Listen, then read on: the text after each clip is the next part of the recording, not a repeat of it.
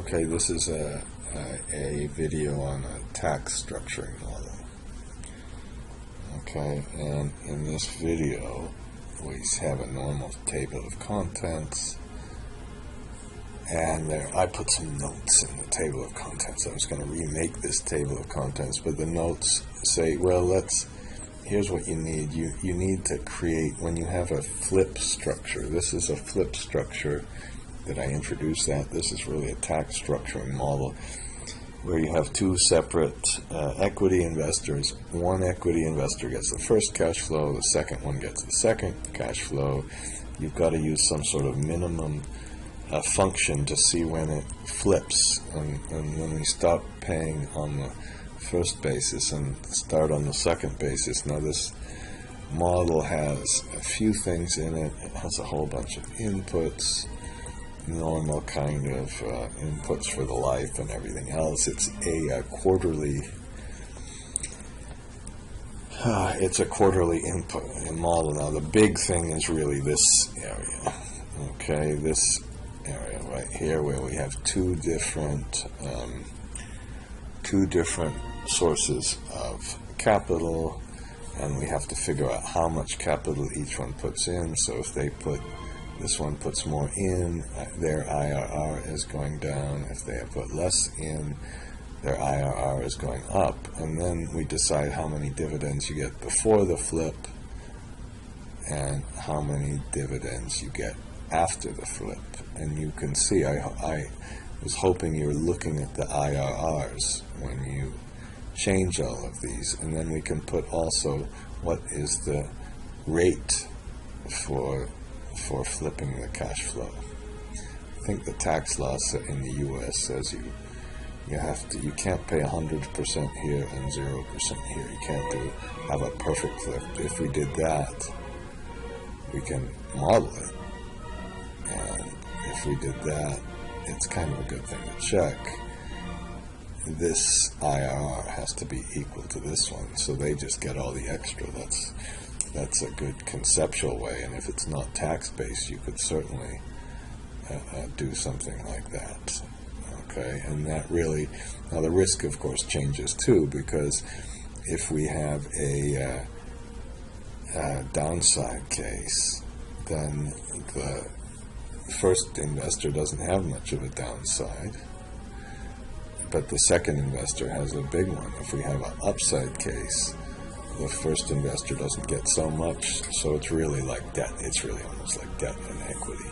This is much more a debt kind of an instrument before the flip, and then an equity type instrument after the flip. So then we've got some operation and maintenance for different projects. It really doesn't matter, and these are often very much tax driven. The tax investor is the first one, so we've got a quick depreciation period, and then now after that we've got some operations. Don't worry about all the operations in the sources and uses of funds. If you've got a grant, this is an investment tax credit. Okay, call this ITC maybe. I would include that as a reduction in the cost. I don't know. You could argue that should have been in funding. I don't think that's a good way to present it. And then we've got some cash flow and pre-tax cash flow, and the pre-tax cash flow accounts for the here in this one I accounted for the investment tax credit, so that's our IRR.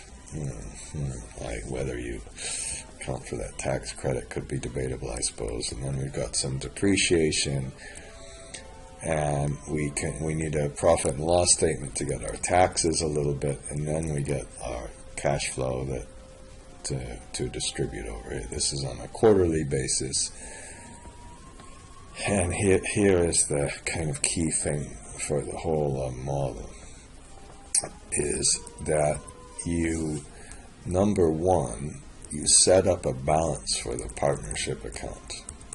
And this is very much like subordinated debt, where you capitalize the interest.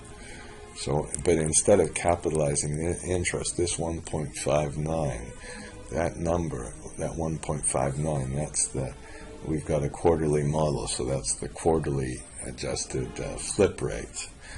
Okay, so that's like a capitalized interest on a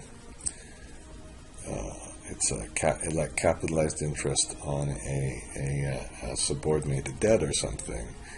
And then you can pay yourself dividends. And then this is another basic principle of cash flow waterfalls, is if you set up balances, you take these from the cash flow statement, because you don't know how much the dividends are going to be until you know what the cash flow is. Now, we distribute 98% of the dividends before the flip. Okay, I just left that in. This 98% could have been here. Okay, but here's the big thing. You make a minimum statement. You can never distribute more than your balance of that account. That's like you'd never, if you had a cash flow sweep for a subordinated debt, you'd never sweep more cash flow than the opening balance plus any amount you've accumulated. So that's the first part of the minimum. And then the next part of the minimum is multiplying inside. Don't put the 98% outside. Leave it inside. That's a mistake I used to make a lot. Now I don't, because it's so important. And then what's ever left over, well, this is an important calculation. What I do is I take this number, divide it by the 98%, and multiply it by, so that gives back to our total cash flow, and multiply it by the 2%. You cannot use this cash flow up here, because if you use this cash flow up here, let me make the F4, if you use that cash flow right there, there's a flip year, and we want this only pre-flip. So if you go across here to this year, we need to see, out of this 19 million, this is how much was paid pre-flip, this is how much is left over, and then we get the post-flip.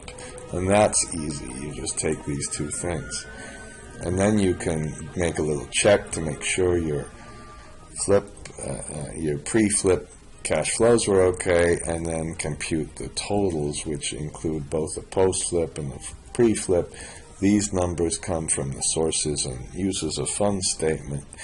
So once you understand the cash flow statements just a little bit, then you can work through all of these, and then there's a balance sheet for tax purposes, there's a book basis for the whole thing, and a couple of more statistics. So that's the real one here.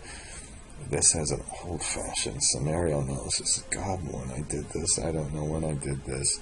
It's got some verification, and we didn't do the things. We really should have made a little function that's discussed in the macro section. There's the annual cash flows, a graph of who gets the cash flows. This is all the tax benefits you get, and this is the tax investor versus the second investor, and then this is like a tornado diagram. What kind of calculation do we have if we make this automatic? Oops, I don't know why. This should be a diagonal line, but that's okay.